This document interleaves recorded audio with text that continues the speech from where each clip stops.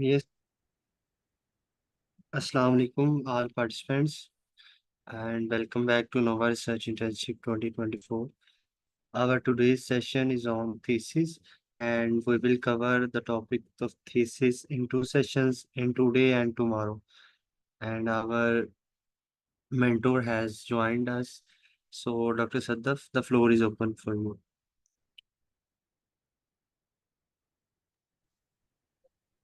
Okay. Thank you, Mr. Atik. Please make me host so I can share my screen. Yes, just give me a second.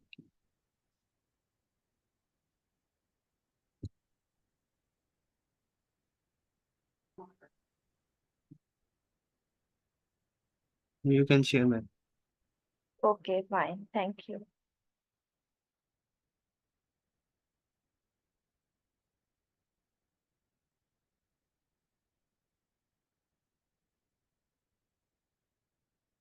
One a second. Just a second.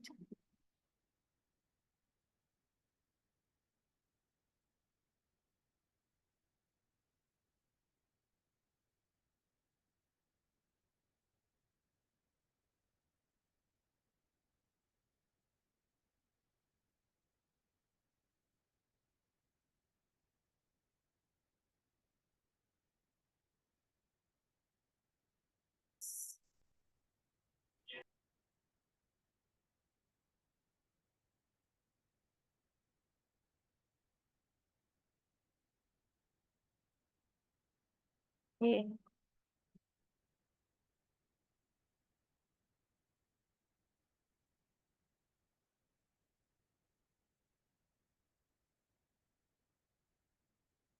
Okay, I hope you all can see my screen.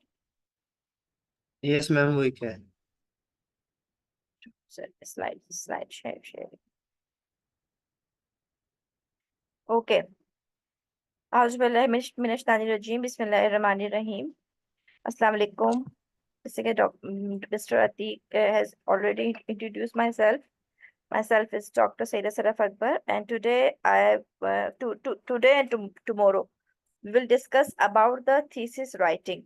What is the thesis writing? What is their components? And how is the basic components or headings जो हम इसमें जो है which we will going to cover. Okay. Okay. First. अच्छा. What is the thesis? Thesis से basically आप में से बहुत से लोग होंगे जो थीसिस राइटिंग है वो हम चाहे एमफिल पीएचडी की बात कर रहे हैं चाहे हम बीएस एमएस अपने जो है लेवल की बात कर रहे हैं तो उसमें हम जो है थीसिस जब हम अपना पूरा लैब वर्क कंप्लीट कर लेते हैं then we going to start your thesis writing ठीक है ना तो what thesis has two meanings both of which are applicable to your writing. The word is thesis refers to either a master thesis or a PhD thesis, just like a dissertation. Thesis signals the fact that your thesis must be a work of persuasive argumentation.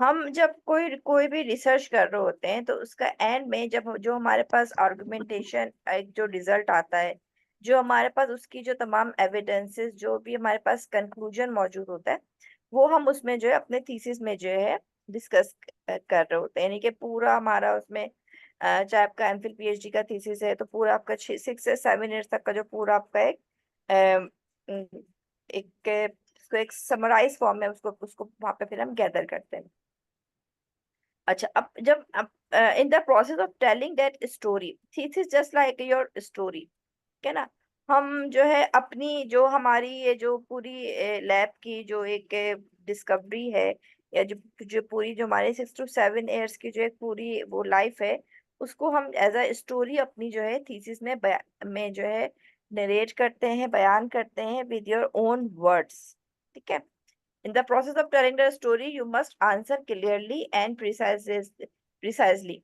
अब इसमें हमारे पास जो है जो आपको topic नजर आ रहे हैं हेडिंग्स हम देखें इसमें व्हाट सबसे पहले हम इसमें डिस्कस करते हैं what problem question issue does your thesis focus on अब हम चाहे मेडिकल साइंसेस की फील्ड में जो है रिसर्च कर रहे हैं, चाहे हम जो है अपनी हेल्थ साइंसेस में कर रहे हैं, चाहे हम जो है फार्मास्यूटिकल में कर रहे हैं, इंजीनियरिंग में कर रहे हैं, कॉमर्स में, आर्ट्स में, एनी टाइप ऑफ फील्ड, उसमें जो आपके पास जो आपका प्रॉब्लम है, जो आपका क्वेश्चन है, वो हम उसमें जो है उस पर हम फोकस करते हैं, ठीक है ना। पूरा थीसिस आपका उसी पर ही फोकस कर रहा होता है। Why is it important? Why are you done this work? आपने ये काम क्यों किया? ये बहुत इंपॉर्टेंट होता है थीसिस में, ठीक है ना, कि why are you done this work. इस काम की जो है क्यों ये इम्पोर्टेंट था। अगर आप ये काम नहीं करते हैं, अगर आप ये रिसर्च नहीं करते, तो कोई प्रॉब्लम नहीं होती, ठीक है ना। बट प्रॉब्लम क्या थी और उसकी उसकी इम्पोर्टेंस क्या है। देन हम डिस्कस करते हैं how does your work fit into the intellectual context of your field. ठीक है, कि आपका जो वर्क है, जो आपने इतने सालों की आपकी लैब की जो मेहनत है, जो आपने पूरा अपना एक जो है रिसर्च वर्क किया है, उसको जो है इंटेलेक्चुअल कॉन्टेक्स्ट में आपकी फील्ड में उसकी वैल्यू क्या चलो है। खान आप करो कोशिश। ठीक है, इसके बाद है कि what experimental design methods did you use. ठीक है ना, कि आपने जो है क्यों कौन से एक्सपेरिमेंटल डिजाइन या मेथड्स आप उसमें इस्तेमाल करने जा रहे हैं या आपने उसमें इस्तेमाल किए हैं। Why did you choose those methods, आपने वो मेथड्स क्यों क्यों चूज किए। इसमें आपने जो है अगर अपना आपका अगर जो है क्वांटिटेटिव जो है रिसर्च की तरफ गए या क्वालिटेटिव की तरफ गए, तो क्यों आपने क्वालिटेटिव या क्वांटिटेटिव क्यों क्यों चूज किया इसमें। ठीक है, अच्छा, what difficulties did you encounter along the way. जो भी आपने अपना जो है क्वांटिटेटिव चूज किया, आपका अगर सर्वे बेस्ड आपकी स्टडी थी, उस पे आप जो है थीसिस लिख रहे हैं, तो उसमें क्या आपको जो है प्रॉब्लम्स को फेस करना पड़ा। ठीक है, हाउ डिड यू सॉल्व और नॉट सॉल्व दोज डिफिकल्टीज। ठीक है, आपको जो जो डिफिकल्टीज आई, जो भी आपको जो है प्रॉब्लम्स आपके सामने इनकाउंटर हुई, उसको आपने जो है सॉल्व किस तरीके से किया, या अगर वो सॉल्व नहीं किया तो वो भी तो उसमें वो भी हम डिस्कस करेंगे। देखिए, मैं हमेशा अपने स्टूडेंट से भी एक बात कहती हूँ कि जो आपके पास जो रिजल्ट आए, ठीक है ना, रिजल्ट चाहे जैसे कुछ स्टूडेंट्स पूछते हैं कि हम सिर्फ पॉजिटिव रिजल्ट्स ऐड कर रहे हैं, ठीक है ना, या हमें पॉजिटिव रिजल्ट ऐड करना चाहिए, बट अगर आपका उसमें जो है नेगेटिव रिजल्ट आ रहा है, तो negative result is also a result. ठीक है, अगर आपके पास वो अनसॉल्व रिजल्ट है, तो वो भी एक तरीके का जो है रिजल्ट है जिसको आपको एंड में शो करना है। सपोज अगर मैंने जो है 500 के करीब किसी भी उसके जो है क्लिनिकल सैंपल्स लिए, ठीक है, अब 500 में सपोज मुझे जो है 500 सैंपल्स में मुझे उन पेशेंट्स में जो है डायबिटीज को चेक करना था।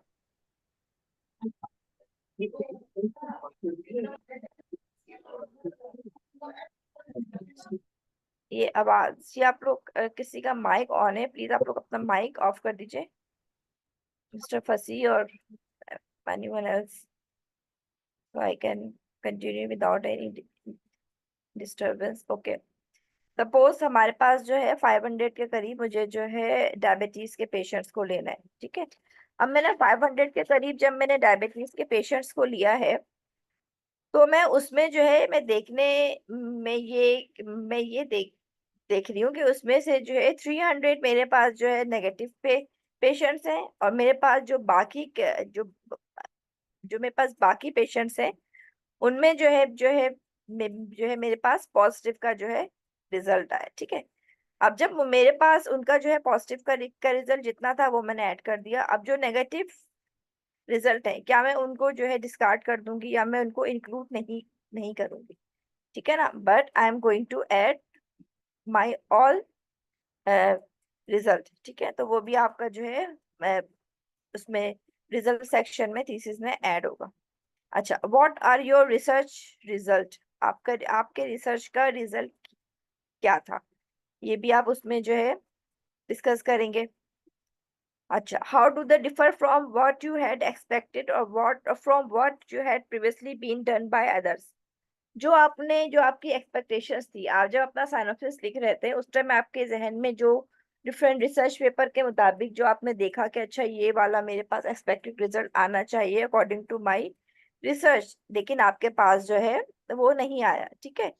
तो उसमें आपके पास क्या चेंजेस आई, और फिर जो बाकी आपने जो जो आपके प्रीवियसली जो आपने पेपर सर्च किए हैं, जो आपने देखा, जो आपके पहले जो मेंटोर्स थे, जो ये काम पहले कर चुके हैं, उन्होंने इस काम को किस तरीके से किया था, ठीक है ना। तो ये भी आप जो है उसमें डिस्कस करेंगे अपने थीसिस में। What evidence do you have to support those results, आप अपने जो आपके आपके जो रिजल्ट आए हैं उसके एविडेंस में आप क्या उसमें जो है रिपोर्ट करने जा रहे हैं, या आप क्या एविडेंसेस ऐड करने जा रहे हैं, वो भी इसमें हम ऐड करेंगे। What conclusions did you reach, जो भी आपने काम किया या जो काम आपने देखा कि भाई आपने एक कंपैरेटिवली रेशियो भी चेक किया कि अच्छा मुझसे पहले लोगों ने इस तरीके से काम किया था, मेरा रिजल्ट इस तरीके से आया, तो उसमें जो है आपके पास क्या रिजल्ट आया, ठीक है ना, वो आप उसमें जो है उसमें कंक्लूजन में ऐड करेंगे। What specifically is your unique contribution. देखिए हम जब कोई भी थीसिस लिखते हैं, जब हम डिसर्टेशन लिख रहे होते हैं, पीएचडी का, एमफिल का, तब उसमें कोई ना कोई किसी किस्म की जो है नॉवेल्टी रिक्वायर्ड होती है। उसमें ये नहीं होता कि हमने किसी का आइडिया कॉपी पेस्ट करके उसका पूरा काम कॉपी पेस्ट करके थीसिस अपना जो है प्रेजेंट कर दिया, ठीक है। तो इसमें कोई ना कोई आपकी जो है यूनिक कंट्रीब्यूशन होनी चाहिए, तो वो यूनिक कंट्रीब्यूशन क्या थी ये आप बताएंगे उसमें, ठीक है। इसके अलावा इसमें इसमें हम देखेंगे कि what are some possible applications इधर प्रैक्टिकल और थ्योरेटिकल ऑफ योर फाइंडिंग्स, कि आपने जो इतना इतना सारा काम किया लैब में, इतनी रिसर्च वर्क की, चाहे वो आपने अपना क्वालिटेटिव किया हो, क्वांटिटेटिव किया हो, any type of research work किया हो, बट आपके उसमें जो है रिसोर्सेस इस्तेमाल हुए हैं, आपके उसमें जो है टाइम इस्तेमाल हुआ, ठीक है, बहुत सारी चीजें आपने उसमें यूटिलाइज की during your your research work.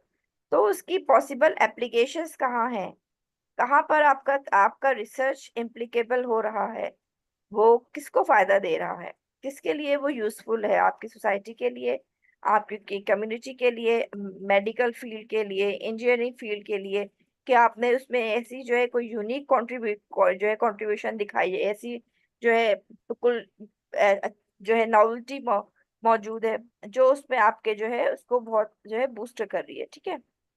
What future work does your thesis suggest, क्या आपका थीसिस जो है क्या फ्यूचर वर्क सजेस्ट कर रहा है आगे आइंदे आने अस्सलाम वालेकुम वाले जी। ये पर जैसे ही आप लोगों के लिए, ठीक है। तो ये है कि कुछ कुछ पॉइंट जो हमें अपने थीसिस में ऐड करने हैं। अच्छा, अब एक स्लाइड मैंने ऐड की है, ये थीसिस और डिसर्टेशन के, थीसिस और डिसर्टेशन में बेसिक फर्क क्या होता है, ठीक है। A thesis is a research document written by a candidate to obtain an academic degree presenting original research and findings, ठीक है ना। थीसिस हम जैसे जब हम अपनी जो है उसमें कहना चाहिए कि डिफरेंट टाइप्स के जैसे बीएस के में हम रिसर्च कर रहे होते हैं, एमएस में रिसर्च कर रहे होते हैं, जैसे हम रिव्यू आर्टिकल लिख रहे हैं, या हम उसमें कोई ऐसी स्पेसिफिक हम जो है रिसर्च नहीं कर रहे हैं, लेकिन हम जो है बाकी लोगों के काम को देखते हुए उसमें हम जो है अपना काम कंप्लीट कर अस्सलाम रहे हैं, वालेकुम ठीक डियर है। स्टूडेंट्स। इलाहाबाद ओपन यूनिवर्सिटी ने स्प्रिंग 2024 के रोल नंबर स्लिप से एमएस अकाउंट पे अपना रोल पे क्लिक करना है। उसके बाद आपने फॉर एनरोलमेंट पे क्लिक प्लीज करना आप लोग अपना ये है। माइक इस पे म्यूट क्लिक कर करने के दीजिए, आई बाद डोंट नो आपने ये किसका सीएमएस माइक अकाउंट का माइक यूजर ऑन है। आईडी और पासवर्ड इधर आपने टाइप करना है।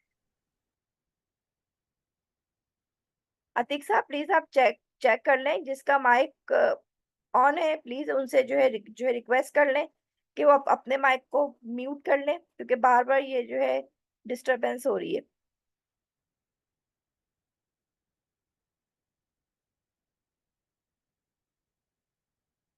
अच्छा, और इसके बाद जो है डिसर्टेशन क्या होती है।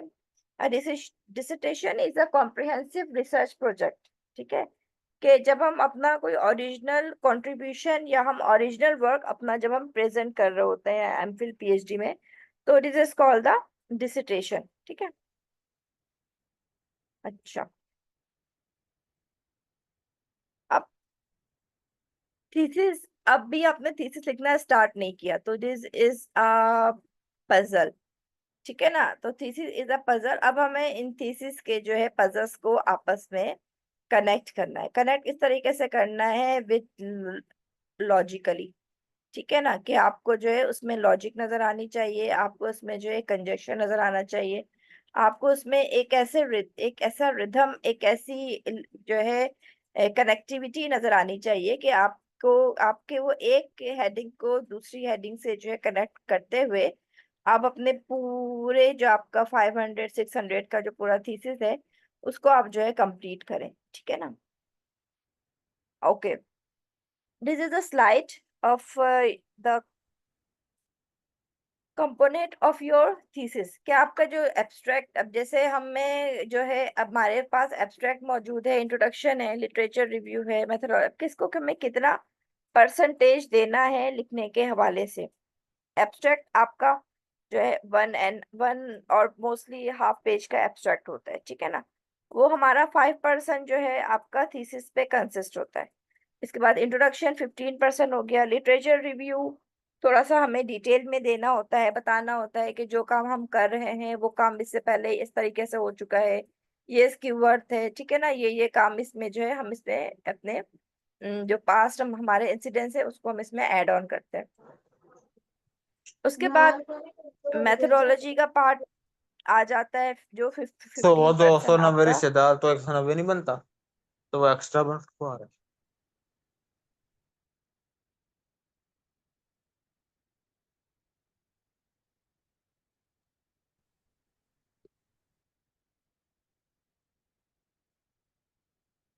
लिटरेचर रिव्यू का पार्ट आ गया। उसके बाद आपका जो है ये 15% जो है मेथोडोलॉजी का पार्ट पार्ट होता है, ठीक है।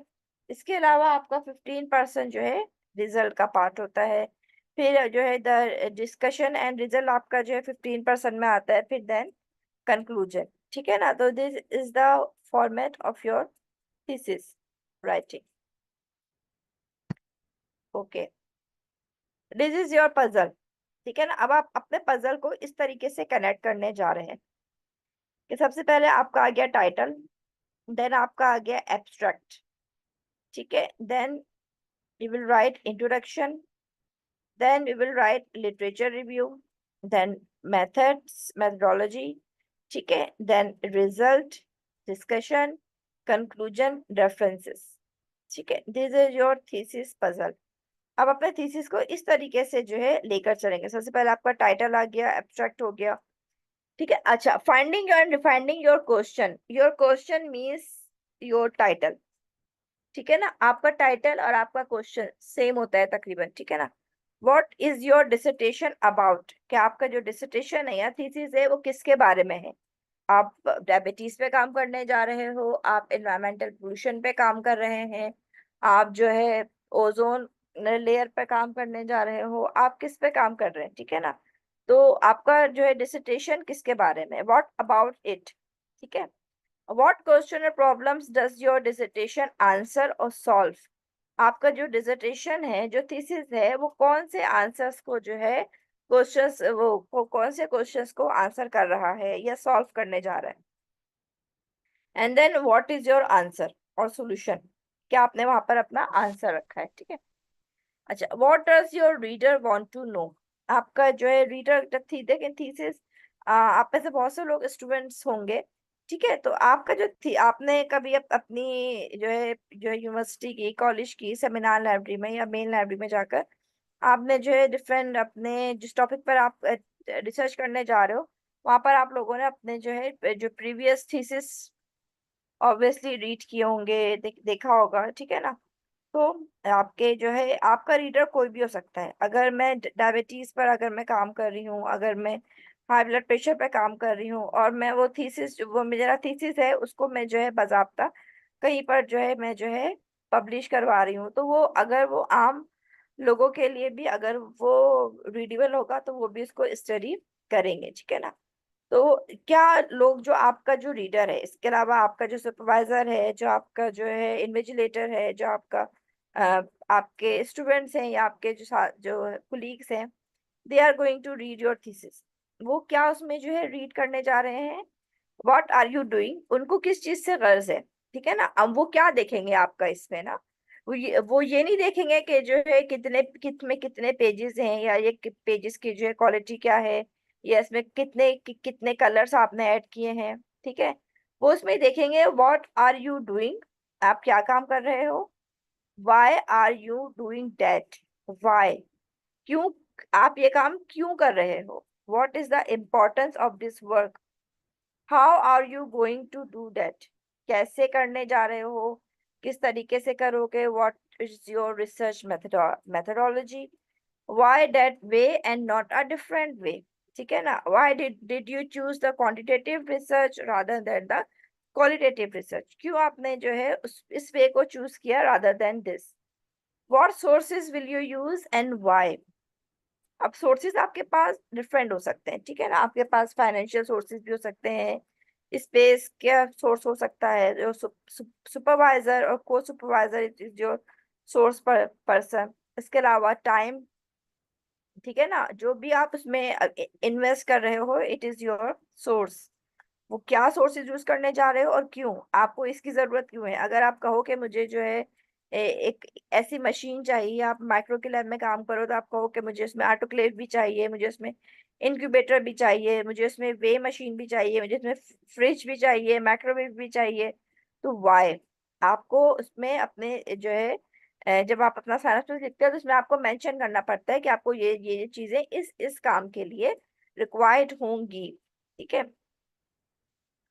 व्हाट, अच्छा इसके बाद क्या है, what have other people said about the topic, जो बाकी लोग हैं वो उस टॉपिक के बारे में क्या क्या कहते हैं, डज एवरीवन एग्री, जो आपका क्वेश्चन है क्या उसे तमाम लोग एग्री हैं, या उसमें से बहुत से लोग जो है डिसएग्री हैं, वो कह रहे हैं कि नहीं इस पर तो कोई ऐसा खास काम नहीं है, इस पर तो पहले भी काम हो चुका है, या इसके ऊपर फर्दर कोई रिसर्च की इतनी इम्पोर्टेंस नहीं है। What do they say about each other's conclusions? What do you think about what they say? ठीक है ना, कि आपने क्या उसका कंक्लूजन निकाला और फिर आप क्या सोचते हैं इस बारे में जो वो बाकी लोग कह रहे हैं। फिर इसके बाद हम इसमें देखते हैं कि what methodologies या theoretical frameworks have been developed that you could use to help you think about the answer। आप इसमें जो है कौन सी ऐसी जो है मेथोडोलॉजी या थियोरटिकल वर्क्स ऐड करने जा रहे हैं जो आपको इसमें जो है हेल्प आउट करेगी, ठीक है ना। फिर हम इसमें देखते हैं कि जो आपका रीडर है वो देखता है कि व्हाट डिड यू फाइंड, आपने इसमें जो है क्या चीज फाइंड आउट की, ठीक है। फिर वो देखता है कि what do these things, what do, जो आपने फाइंडिंग्स की हैं वो उनका जो है मकसद क्या है, ठीक है ना, उसको क्यों जो है इतनी ज्यादा इम्पोर्टेंस हम दे रहे हैं, ठीक है। अच्छा अब हम देखते हैं कि जो हमारे पास जो इनिशियल पेजेस होते हैं, मैं थोड़ा सा आपको बताऊंगी कि जब हम थीसिस लिख रहे होते हैं तो थीसिस हमें किस तरीके से जो है उसका पूरा फॉर्मेट और जो उसका पूरा डिजाइन होता है वो किस तरीके से हम उसको कवर करते हैं, ठीक है। अच्छा टाइटल पेज आपका होता है, इसके अलावा अप्रूवल शीट होती है, ठीक है, एक्नॉलेज एब्स्ट्रैक्ट होता है, एक्नॉलेजमेंट का पार्ट होता है, डेडिकेशन होती है, let discuss one by one, ठीक है।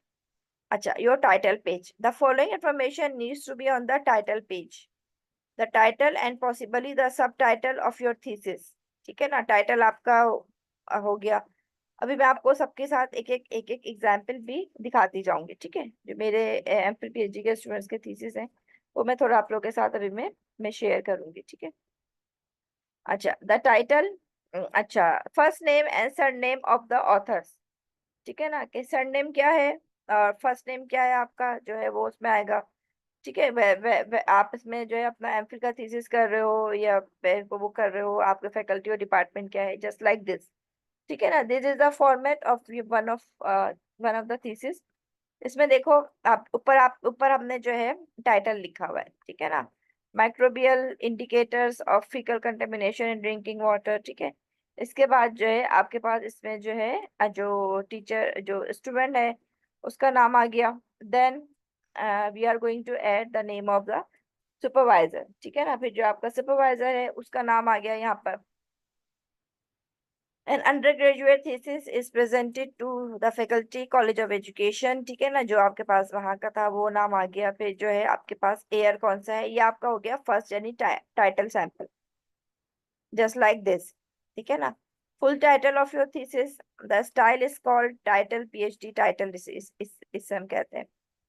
ठीक है, आप put your full name here, आपका कंप्लीट नेम यहाँ पर आएगा। जो आपकी डिग्री है, जो अभी आप रिटेन करते हो, वो आप लिख भी सकते हो, नहीं भी लिख सकते हो। ठीक है, इसके बाद आपके जो है submitted in partial fulfilment into the requirements of the degree, जो भी डिग्री है, आप चाहे फिलोसफी की डिग्री के लिए ले रहे हो, मैक्रो की, फिर जो department of microbiology, faculty of science, जो है यूनिवर्सिटी ऑफ कराची। ठीक है, ये पूरा आप यहाँ पे एयर आ गया। ठीक है, अच्छा, टाइटल मेजरमेंट जो आपके थीसिस होता है, उसमें मेजरमेंट भी बहुत इंपॉर्टेंट रखती है कि आपको जो है right side, left side, front and low, जो आपका हेडर एंड फुटर, उसमें आपको कितना मार्जिन रखना है। क्योंकि देखिए, जब हम थीसिस लिखते हैं तो उसके बाद थीसिस जब हम बाइंड करवाते हैं, अगर हमने बाइंडिंग वाली साइड से बहुत ज्यादा थीसिस का मार्जिन रखा है, बहुत ज्यादा लिखा हुआ है उस जगह पर, तो वहां से क्या होता है कि वो चीजें आपकी जो है अंदर चली जाती हैं, फिर वो एक मुनासिब लुक नहीं आती है। ठीक है ना, तो कोशिश करके आपको जो है, जो यहाँ पर मैं बता रही हूँ कि 1 इंच आपके पास लेफ्ट साइड से होना चाहिए। इसके बाद 1 इंच आपके पास इसका जो है, ये 1 इंच आपके पास इसका जो है राइट हैंड साइड से जो है होना चाहिए। फिर 1 इंच, 2 इंच इसका आपके पास हेडर होना चाहिए। फिर जो है इसका आपके पास जो है ये फुटर होना चाहिए। ठीक है, तो इस तरीके से आप जो है बिल्कुल पेज के बीच में उसमें लिख रहे होते हो। ठीक है, तो इससे क्या होता है कि वो एक अच्छा लुक आता है, और फिर ये कि उसमें जो है तमाम चीजें आपके पास, कोई भी चीज अंदर की तरफ वो नहीं होती है। ठीक है, अच्छा, स्पेसिंग का भी बहुत ज्यादा उसमें जो है ख्याल करना पड़ता है, और फॉन्ट का भी ना।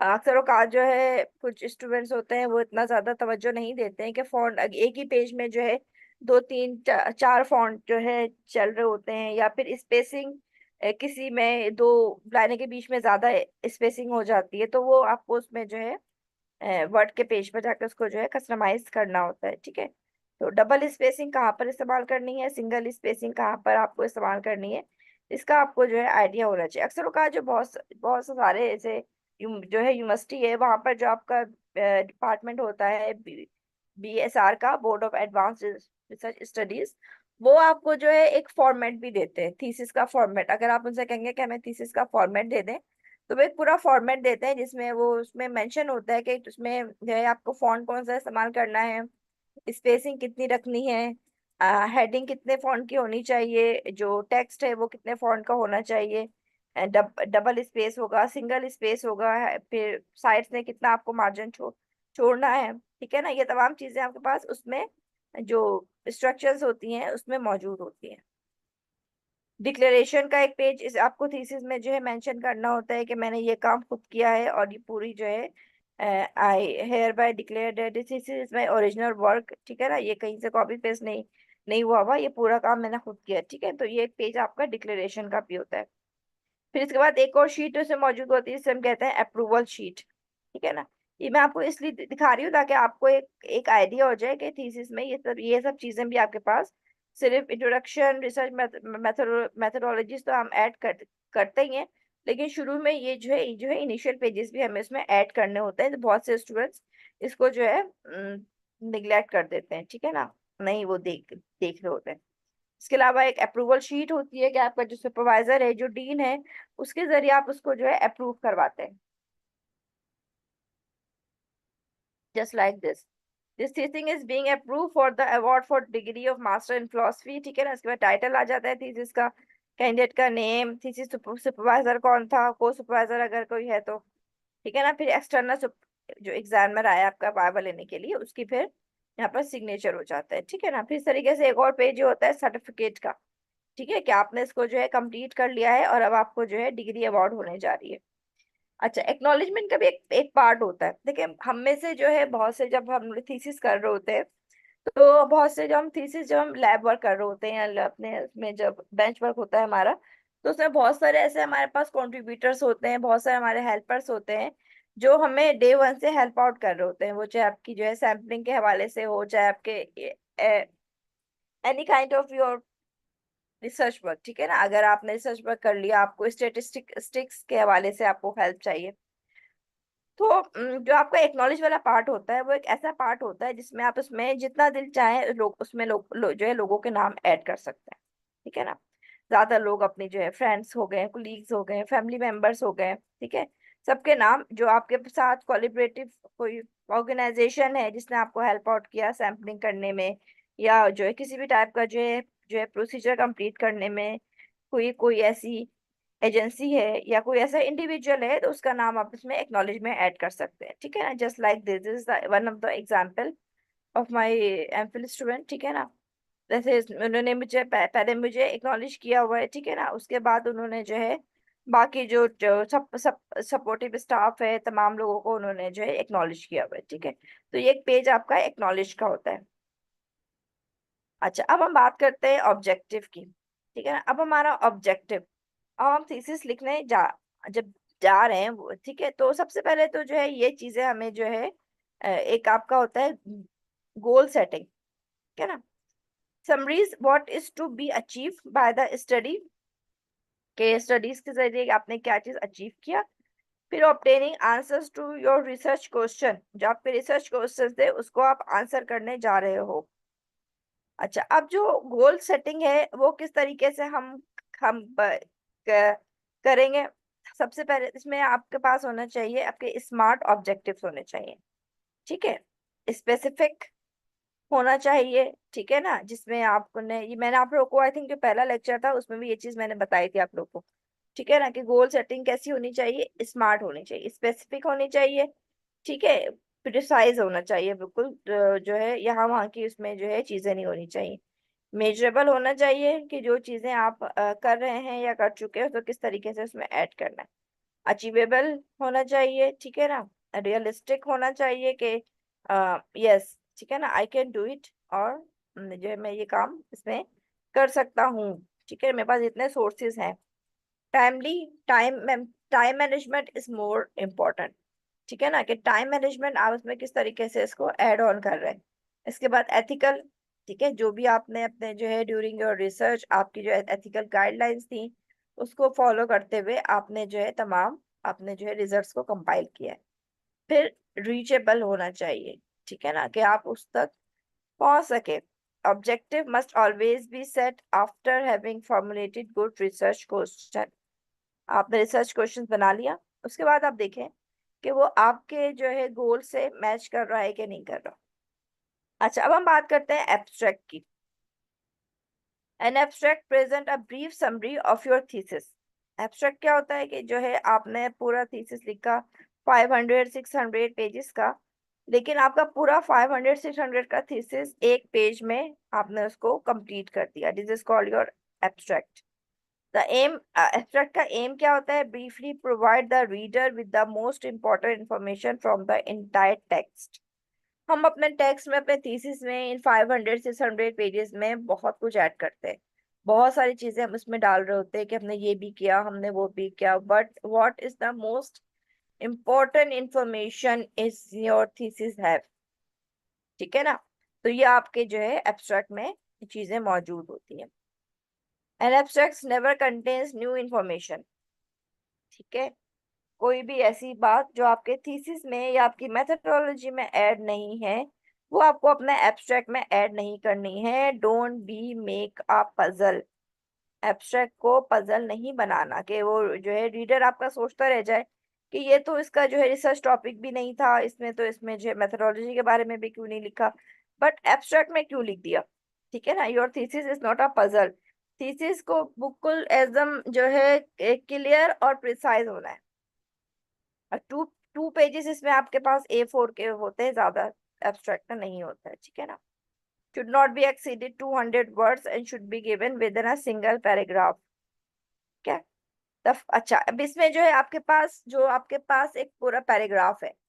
अब पैराग्राफ में आपके पास जो फर्स्ट फ्यू सेंटेंसेस हैं, जो फर्स्ट फ्यू लाइंस हैं, उसमें आप क्या करेंगे, उसमें आप जो है टॉपिक को आइडेंटिफाई करवाएंगे कि मेरा टॉपिक ये था। Suppose you are going to write about diabetes, ठीक है ना, आप डायबिटीज पे लिखने जा रहे हो, तो आप बताओगे कि जो है डायबिटीज ये है, सिर्फ 1 और 2 लाइंस में। उसके बाद जो आपके नेक्स्ट फ्यू लाइंस होंगी वो होंगी रिसर्च डिजाइन पे, कि कैसे आपने अपने रिसर्च को डिजाइन किया, यानी कि आपने कितने नंबर ऑफ सैंपल्स लिए, कहाँ से किया, कितने मंथ्स में किया, क्या आपका टारगेट था। देन द बेसिक ऑब्जर्वेशंस और रिजल्ट्स, ये आप उसमें फिर ऐड करोगे 2 to 3 लाइंस में कि क्या आपका जो है रिजल्ट रहा। And the last one or to the theoretical implications of the observations, ठीक है ना। अच्छा, एब्स्ट्रैक्ट में किसी किस्म का रेफरेंस, फिगर्स, टेबल्स या लिटरेचर ऐड नहीं होता। Abstract is the reflection of your own words. इसमें किसी किस्म की जो है कोई रेफरेंस टेबल वगैरह हम ऐड नहीं करने जा रहे हैं। बहुत से लोग एब्स्ट्रैक्ट सबसे पहले लिखते हैं, कुछ लोग एब्स्ट्रैक्ट सबसे लास्ट में लिखते हैं। बस इन माय ओपिनियन एब्स्ट्रैक्ट आपको लास्ट में लिखना चाहिए। उससे क्या होता है कि आपने पूरा थीसिस लिख लिया ना, now you know all words, all the ये अपनी up and down of your thesis, ठीक है ना। अब आपके लिए एब्स्ट्रैक्ट लिखना आसान होगा। Look, this is the example of one of the abstract. This is the example of one of my MPhil student. He did the work about the fish meat, and is there the microbial contamination. Okay. Look, first of all, he write about the fish meat as an excellent nutritional value, being rich in protein. इसने शुरू में लिखा fish meet के बारे में, ठीक है ना, कि उसमें किसकी जो है न्यूट्रिशंस वैल्यू क्या है, क्या क्या है। फिर उसके बाद इन्होंने लिखा कि इन्होंने फिर मेंशन किया कि इसमें जो है बहुत सारे हैंडलिंग के दौरान, स्टोरिंग, जब स्टोर कर रहे होते हैं फिश को, या जब मार्केट में जब उसको सप्लाई करते हैं, तो उस दौरान उसमें बहुत सारी जो है कंटेमिनेशन ऐड ऑन हो जाती है, ठीक है ना। तो इसमें इन्होंने लिखा, for this purpose the study was design to investigate the prevalence of human pathogens, जैसे एसओरियस हो गया, ठीक है ना, तो कमर्शियली इंपॉर्टेंट फिशेस, तो इन्होंने ये बताया। इसके बाद सेकंड पैराग्राफ में क्या लिखा है इन्होंने लिख बताया कि मैंने जो है 180 फिश सैंपल्स लिए हैं, जिसकी 9 स्पीशीज थी। इसको इन्होंने देखा, were examine by the incidence of S और यस। इसके बाद इन्होंने जो है बाकी जो भी इनका जो है रिजल्ट आया, ठीक है ना, कि जो एम्पिसिलिन से कितना आया, आप जब इन्होंने किया, जब एंटीबायोटिक ससेप्टिबिलिटी, ठीक है। फिर the present investigation showed that the prevalence of, last में इन्होंने लिखा कि क्या ये जो इन्होंने ये जो पूरी इन्वेस्टिगेशन की फिश के ऊपर, इससे क्या रिजल्ट मिला इनको, ठीक है ना, कि इसमें जो है हमें एड्रेस करना चाहिए जब हम फिश की हैंडलिंग कर रहे होते हैं, उसकी प्रॉपर जो है ट्रांसमिशन के लिए, और जब इसको स्टोर करते हैं तो उसको कंप्लीटेड तरीके से स्टोर करना चाहिए, ठीक है। ये एब्स्ट्रैक्ट की एक जो है मेजरमेंट की पिक्चर है, ठीक है ना, जिसमें आप भी देख रहे हैं कि कितना आपको जो है लेफ्ट से मार्जिन छोड़ना है, कितना आपको राइट से लिखना है, और कैसे आपको एब्स्ट्रैक्ट स्टार्ट करना है इन योर 1 पेज, ठीक है। अच्छा, अब एक्नॉलेजमेंट और की भी मैंने एक मेजरमेंट की पिक्चर डाल दी थी, ठीक है, कि 2 आपका हेडर है, इसके अलावा 1 इंच आपको जो है लेफ्ट हैंड साइड से इसको करना है। डेडिकेशन का भी इसमें एक पार्ट होता है, ठीक है ना, कि आप अपना थीसिस किसको डेडिकेट कर रहे हैं। Just like the example that I would like to dedicate my efforts to my parents and family members.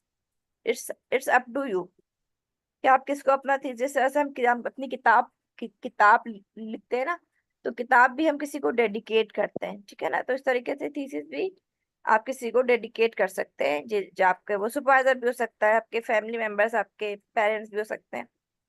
फिर हम इसमें फिर हम बनाते हैं टेबल ऑफ कंटेंट्स, ठीक है ना। The table of contents is essentially a topic outline of the thesis, ठीक है ना। इस तरीके से हम जो है टेबल ऑफ कंटेंट्स अपना इसमें जो है डिजाइन करते हैं, जिसमें हम एक्नॉलेजमेंट लिखे होते हैं, लिस्ट ऑफ फिगर्स है, लिस्ट ऑफ टेबल्स है, फिर चैप्टर्स देते हैं, जिसमें चैप्टर्स आपका हेडिंग आ जाता है मेन, फिर उसमें इंट्रोडक्शन आ गया, ठीक है ना। बाकी हम इस तरीके से इसको जो है इसकी जो है मेजरमेंट कर रहे होते हैं, ठीक है। अच्छा, अब हम डिस्कस करने जा रहे हैं ये तमाम चीजें, ठीक है। Introduction, aim, what did you do and why. फिर मटेरियल मेथड हम देखते हैं, हाउ, ठीक है, कैसे किया। Observation results, what did you find.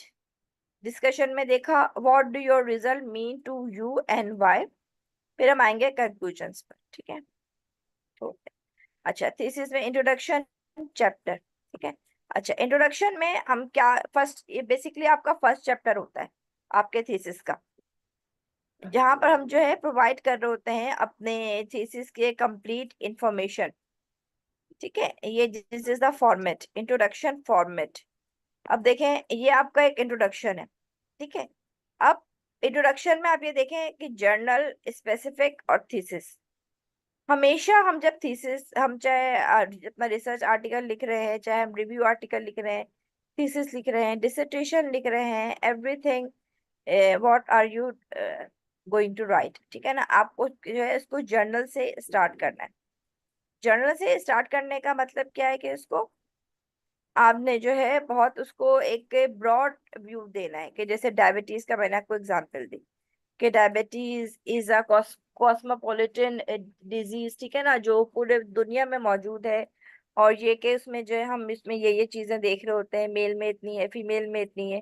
तो this is the broad review of the diabetes, ठीक है ना, एक जर्नल पर्सपेक्टिव है। फिर उसको मैं थोड़ा सा लेकर आऊंगी स्पेसिफिक की तरफ, यानी कि हमने उसको वर्ल्ड वाइड स्टार्ट किया, फिर मैं उसको वर्ल्ड वाइड से एशियन कंट्रीज, फिर मैं उसको पाकिस्तान में लेकर आई कि पाकिस्तान में जो है जो है डायबिटीज का रेशो ये है।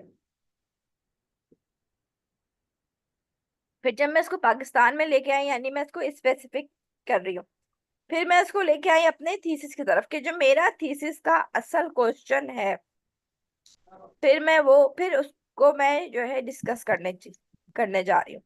ठीक है, तो हमेशा जब भी आप अपना इंट्रोडक्शन लिखते हो, चाहे आप अपना जो है थीसिस में लिख रहे हैं, चाहे अपना जो है आप रिसर्च पेपर में लिख रहे हो, चाहे जो है रिव्यू आर्टिकल में लिख रहे हैं, तो सबसे पहले स्टार्ट करना है जर्नल से, उसके बाद स्पेसिफिक, फिर आपका जो रिसर्च क्वेश्चन है वो। ठीक है ना, just like this is the example. ठीक है, सबसे पहले जो है ये मैं एक टॉपिक पर लिख रही हूँ। ठीक है, अब इसमें मैं लिख रही हूँ डीप ब्रेन स्टिमुलेशन पर। अब देखें, शुरू की मैंने जो 2-3 लाइनें हैं वो है मेरा टॉपिक, कि क्या है डीप ब्रेन स्टिमुलेशन, क्या क्या होता है, फिर सिग्निफिकेंस, फिर मैं आ गई इसके जो है बैकग्राउंड पे। ठीक है, तो ये आपका इस तरीके से जो है ये इंट्रोडक्शन आपका चल रहा होता है। अच्छा, सिग्निफिकेंस ऑफ द स्टडी, ये भी आप उसमें फिर मेंशन करते हैं। Significance of the study means क्या होता है, who will benefit from the study, कौन इस स्टडी से जो है बेनिफिट हासिल करेगा। आपकी सोसाइटी को फायदा होगा इससे, आपकी कम्युनिटी को फायदा होगा, रिसर्चर्स को फायदा होगा, मेडिकल फैसिलिटीज को फायदा होगा। ठीक है ना, this section will state the contribution of your study and the usefulness of your study in the society। क्योंकि देखें, जब आप कोई भी काम करते हैं ना, तो आपका कोई भी काम आपकी जो जो है, आपकी जो यूनिवर्सिटी है, जो आपका इदारा है, वो वहां से अप्रूव तभी होता है जब वो ये देखते हैं कि इस काम की जो है वैल्यू क्या है। ठीक है, तो थीसिस स्टेटमेंट सैंपल। अब देखिए, ये एक क्वेश्चन है, ये एक एग्जांपल मैंने आपको दिखा रहे हैं। ठीक है ना, convince your reader whether school uniforms should be mandatory in public school. ठीक है ना, अब वीक थीसिस एग्जाम्पल क्या है कि टू ब्रॉड। ठीक है ना, कि हम इसमें जो है, ये एक आपका जो है क्वेश्चन है। अब इसमें जो है वीक थीसिस एग्जांपल्स जो है वो इसमें क्या है कि ये बहुत ज्यादा जो है ब्रॉड है। ठीक है ना, कि इसमें जो है कोई जो है कंसाइसेस नहीं है, इसका कोई जो है प्रिसाइज हम इसको नहीं कर सकते हैं इस टाइटल को। ठीक है, टू नैरो है कि क्या students who are forced to wear school uniforms have their creativity stifled. ठीक है ना, अब यहाँ पर देखें, ये मैंने इसको जो है अपना बहुत ज्यादा इसको जो है हमने नैरो करके यहाँ पर शो कर दिया। अच्छा, ऑफ टॉपिक में ये होता है कि आपका जो आपका कॉन्सेप्ट है, जो आपका टाइटल है, वो टाइटल नहीं, जो आपका समझने का जो कॉन्सेप्ट है ना, जो आपका आइडिया है, उस आइडिया से हटकर आपने अपना टाइटल जो है चूज कर लिया। ठीक है ना, तो ये आपका हो जाएगा ऑफ टॉपिक, के वो उस बात पर आप नहीं डिस्कस करना चाह रहे हैं। मतलब कि when kids grow up they will have a bad memories of school, ठीक है ना। तो ये आपके जो है ये जो शुरू में लिखा हुआ है प्रॉम्प्ट, ये उससे जो है उसकी जो है आपस में कनेक्टिविटी नहीं हो रही है। स्ट्रॉन्ग थीसिस की ये किस तरीके से बनेगा? School uniforms should not be mandatory in public schools because it would stifle students' creativity, take away students' right, and cause students to lose interest in school. ठीक है, तो ये आपका ये जो है एक स्ट्रॉन्ग क्वेश्चन इस तरीके से ये बन रहा है। अच्छा, अब हम बात करते हैं the statement of the problem की। The problem must be reflected to your title और the reader must know your problem by just simply reading your topic. ठीक है, कि इसने आपका टॉपिक पढ़ा, टॉपिक मीन्स क्या हो गया? आपका टाइटल। अब आपका पूरा थीसिस जो है आपके टाइटल पर ही जो है रिफ्लेक्ट कर रहा है। The problem must not be answerable by yes और no and must be arrange in the flow of your documentation और स्टडी। ठीक है ना, ये कोई इसमें ऑब्जेक्टिव टाइप क्वेश्चंस नहीं होते हैं कि आपने बस यस नो नो कर दिया। इसमें पूरा डिटेल में आपको जो है आर्गुमेंट देना होता है। जस्ट लाइक ये this is the example statement of the problem. Problem क्या है? The study aimed to assess the level of awareness in the clinical manifestations of diabetes mellitus type 2 in prevention of complications. अब इसमें हमारे पास जो वो है वे variables है। अब वेरिएबल्स कौन कौन से हैं मेरे पास? एज है, जेंडर हो गया, बॉडी मास इंडेक्स हो गया। ठीक है, what is the profile of the correspondent in terms of their. मैं एज देख रही हूँ, सेक्स देख रही हूँ, बॉडी मास इंडेक्स देख रही हूँ। अब मेरे पास अदर भी है, what is the level of awareness of the respondents in the clinical manifestation of diabetes 2 in terms of मैं इनकी फिजियोलॉजिकल सिम्टम्स भी देख रही हूँ और मैं उनके साइकोलॉजिकल सिम्टम्स भी देख रही हूँ। ठीक है ना, दीज आर द वेरिएबल्स और स्टेटमेंट ऑफ द प्रॉब्लम। अब मैं इस पे जो है मैं अपना एक हाइपोथेसिस क्रिएट करूंगी। हाइपोथेसिस बेसिकली क्या होता है? ये जो भी मैंने आपको डिफरेंस यहाँ पर जो है वेरिएबल्स दिखाए हैं, इन वेरिएबल्स के बीच में एक कनेक्टिविटी, एक कनेक्शन जो है मेंटेन करना या फिर उसको कायम करना। ठीक है, the hypothesis states the relationship between variables and it's relation must be tested. ठीक है ना, अब देखिए जैसे यहाँ पर एज है, जेंडर है, बॉडी मास इंडेक्स है। अब मैं देखूं कि अगर मैं जो है ये एक हाइपोथेसिस मैं एक जो है क्रिएट करूं कि मैं 30 से लेकर 40 या 40 या 50 तक के जो एज है उसमें मेरे पास मेल में जो है ज्यादा जो है ये डायबिटीज में जो है टाइप 2 की जो है प्रॉब्लम क्रिएट होती है। ठीक है, तो दिस इज माय हाइपोथेसिस। अब मैं उस हाइपोथेसिस को जो है स्टेटिस्टिकली मैं इसको जो है रिजॉल्व करूंगी। जो मेरा रिसर्च पूरा एक जो सिनेरियो होगा उसके मुताबिक मैं इसको टेस्ट करूंगी। ठीक है ना, फिर मैं इसको जो है it indicates what the researcher must gather. अब मुझे जो है उन तमाम वेरिएबल्स पे काम करना है। अगर मैं एक सैंपल की एज मालूम कर रही हूँ तो मुझे उसका जो है जेंडर भी मालूम होना चाहिए, मुझे उसकी जो है फिजियोलॉजिकल डिसऑर्डर्स भी मालूम होने चाहिए, मुझे इसके साइकोलॉजिकल डिसऑर्डर्स भी मालूम होने चाहिए। ठीक है ना।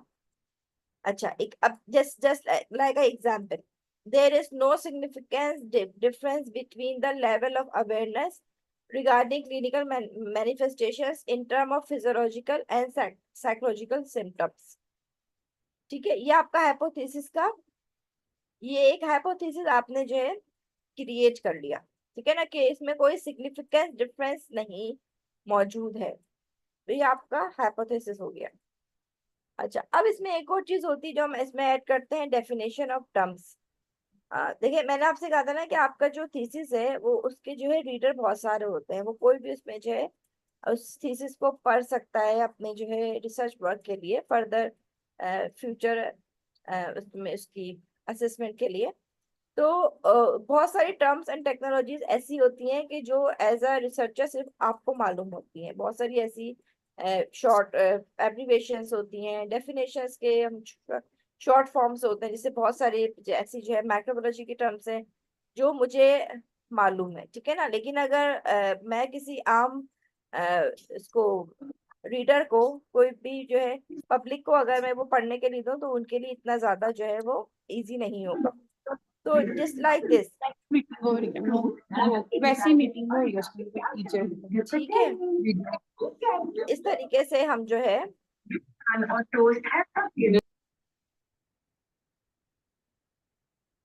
इस तरीके से हम जो है ये अपने डेफिनेशन और टर्म्स बनाते हैं। जैसे एम, मैंने थीसिस में बहुत सारी जगहों पर एम इस्तेमाल किया, तो मैंने यहाँ लिख दिया कि एम मीन्स है एम्पिसिलन, ठीक है ना। अगर मैं सीएफयू इस्तेमाल कर रही हूँ तो वो है कॉलोनी फॉर्मिंग यूनिट। अगर मैं जीएम इस्तेमाल कर रही हूँ तो वो है जेंटामाइसिन, ताकि जो भी आपने शॉर्ट फॉर्म लिखा है उसकी एकदम उसकी जो है ब्रीफ जो है डिटेल सबको पता हो। अब अगर यहाँ में जो है खाली मैंने थीसिस में लिखा है मरसा, क्योंकि इतना बड़ा लिखना methicillin resistant staphylococcus aureus is quite difficult, ठीक है ना, और ये स्पेस भी ज्यादा लेता है, जगह लेता है, तो उसकी जगह मैंने खाली लिख दिया मरसा, MRSA, ठीक है ना। बट मैंने यहाँ पर इसको एक पेज पर इंडिकेट कर दिया। अब हम लिखने जा रहे हैं literature review. Literature review basically क्या होता है आपके थीसिस में, क्या होता है और क्या नहीं होता, what it is not, what it is. Literature review is not a summary or description of what has been written about X. X क्या है आपका टाइटल, X क्या है आपका रिसर्च क्वेश्चन। रिसर्च क्वेश्चन के बारे में जो है, जो भी आपने पढ़ा, everything I have read about X। मैंने डायबिटीज के बारे में जो कुछ भी पढ़ा, I am going to add in the literature review. No, I am not going to add, ठीक है। तो वो पूरा कंप्लीट, वो हमें, अगर मेरे पास 1000 के करीब डायबिटीज के ऊपर पेपर्स मौजूद हैं, ठीक है ना, तो क्या मैं वो पूरे पेपर्स जो है अपने जो है लिटरेचर रिव्यू में ऐड करने जा रही हूँ? नो।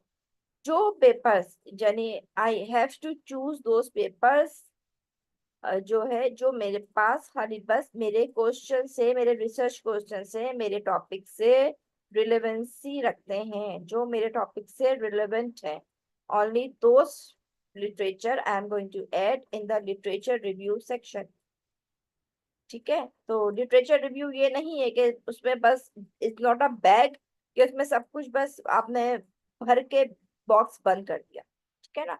सिर्फ selected papers. What it is, a critical overview of scholarly debates, research that are relevant to your research question, ठीक है। तो ये आपका जो है, आपका इसमें एक क्रिटिकल रिव्यू आता है of scholarly debates, research that are relevant to your research question, ठीक है। अब how does the process of reviewing the literature benefit you? You find out what has already been written, ठीक है ना। क्या हमें लिटरेचर रिव्यू क्यों लिखते हैं, क्या हमें उसका जो है फायदा होता है? फायदा क्या होता है? सबसे पहले तो हम देखते हैं कि हमें चीजें मिल जाती हैं कि what has already been written, क्या काम पहले हो चुका है। जो काम पहले हो चुका है हम देखते हैं कि हम उसको जो है रिपीटिशन की तरफ ना जाए, कॉपी पेस्ट की तरफ ना जाए। हाँ, अगर उसमें से कोई हमें जो है यूनिकनेस चीज में मिल रही है, कोई ऐसी हमें जो है नॉवेल्टी नजर आ रही है कि हम अपने काम में ऐड कर सकते हैं, so you can evaluate which information will be useful, ठीक है ना। आप देख सकते हैं कि कौन सी इंफॉर्मेशन आपके लिए यूजफुल है, आपके थीसिस के लिए, कि आप उसको उसमें ऐड कर सकते हैं। It gives you an idea of possible approaches to similar research questions, ठीक है। क्या आप उसमें जो है डिफरेंट आइडिया ले सकते हैं कि आप इस तरीके से अपना जो है रिसर्च क्वेश्चन डिजाइन कर सकते हैं। It establish your credibility with the reader, ठीक है ना, कि रीडर को आइडिया होगा कि अच्छा इसने इस टॉपिक पे पढ़ा है, ठीक है। अच्छा, ये एक एग्जाम्पल है, a bad literature review just describe.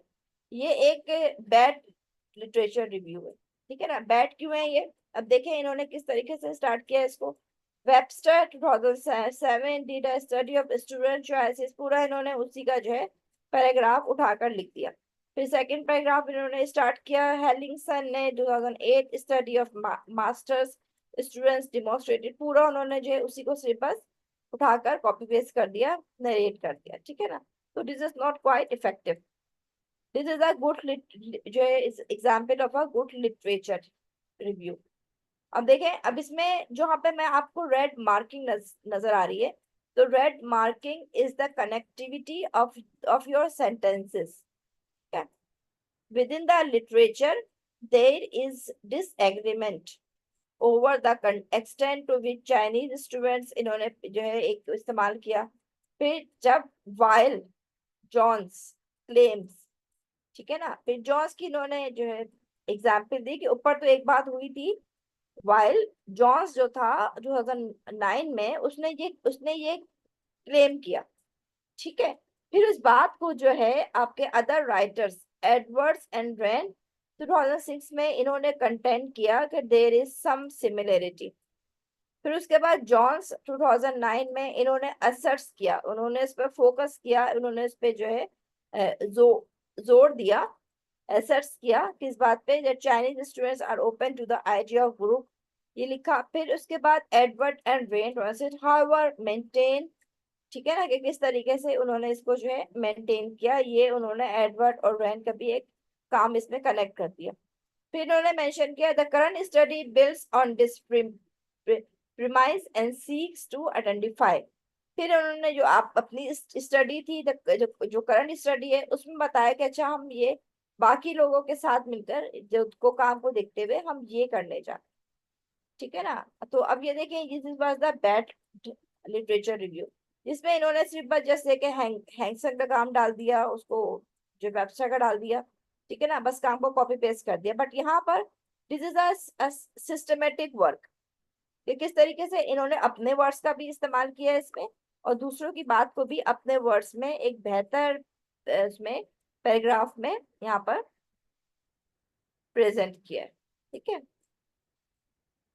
अच्छा, रिलेटेड लिटरेचर, आपको जो आपके काम का जो है लिटरेचर वो कहाँ से मिल सकता है, कोई भी बुक हो, मैगजीन हो, न्यूज़पेपर हो, but it should be authentic, ठीक है ना, एंड विथ रेफरेंसेस।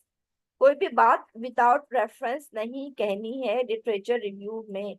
आप कोई भी बात किसी भी जो है अपने जो है पुराना रेफरेंस देने जा रहे हैं, तो उसके साथ आपको ऑथर नेम, उसका एयर, तमाम चीजें मालूम होनी चाहिए, ठीक है।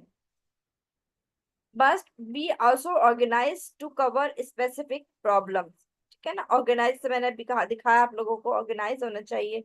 must take all the evidences about the problems with the author's experiences, जो आपके पास जो प्रीवियस ऑथर्स हैं उसके उनके एविडेंसेस के मुताबिक आपने यहाँ पर इसको जो है डिस्कस किया। as much as possible get the latest published material, avoid old published materials। Literature review में हमेशा जो है जो लेटेस्ट पब्लिश मटेरियल होते हैं उसको इस्तेमाल किया जाता है। हाँ, आप इंट्रोडक्शन में ओल्ड लिटरेचर रिव्यू इस्तेमाल, ओल्ड रेफरेंसेस इस्तेमाल कर सकते हैं, ठीक है ना, to give the background, to give the history. But literature review क्या है, जिसमें आपको लेटेस्ट इंफॉर्मेशन या लेटेस्ट जो है पब्लिकेशंस ऐड करनी होती है। It must be related to your topic, if not do not get it. ये नहीं कि बस जो भी मिला मैंने उसमें ऐड कर दिया, नहीं, आपको इसके टॉपिक के आपके मुताबिक होना चाहिए। On the last part of this part you must have a statement how this old publish material have the researcher, ठीक है ना। बाकी इस पर आप उसमें ऐड करोगे कि जो आपने लिटरेचर रिव्यू लिखा है वो किस तरीके से जो है बाकी उसमें जो है आपको हेल्प आउट कर रहा है। अच्छा अच्छा, हमारा जो आज का ये सेशन है ये 2 डेज पर है, ठीक है ना, थीसिस राइटिंग का डे 1 एंड डे 2, ठीक है ना।